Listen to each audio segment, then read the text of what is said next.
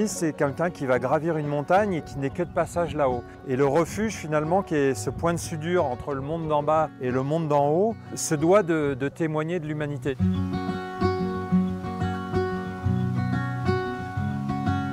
Si le refuge, quelque part, se fait ce trait d'union avec les villes, avec des gens qui sont complètement déconnectés de cet univers de montagne, il va avoir forcément une valeur exemplaire qui revient à ce que je disais un peu en préambule. Qu'est-ce qu'on veut montrer de l'humanité? Qu'est-ce qu'on veut faire de l'humanité? Et je pense que le refuge a à la fois ce double rôle d'exemple pour le milieu dans lequel il se trouve et d'exemple pour l'ensemble des hommes.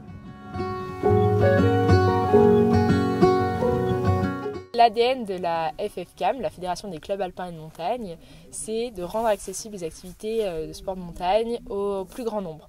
Ça passe obligatoirement par la préservation et surtout la connaissance du milieu montagnard dans lequel on va évoluer et la connaissance de ces espaces.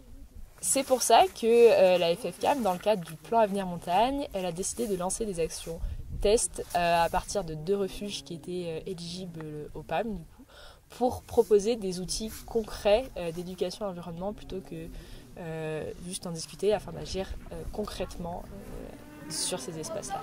Donc cet outil, il est composé d'un livret de jeu où on retrouve les questions qui nous guident tout au long du parcours pour nous aider à répondre aux questions.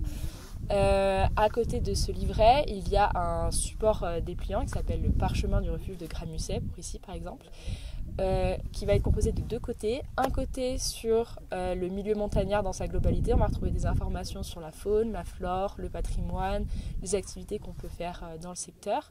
Et l'autre côté, il va être c'est un plan du bâtiment et qui renvoie à des points sur les énergies, comment marche un refuge, les problématiques qu'on peut retrouver.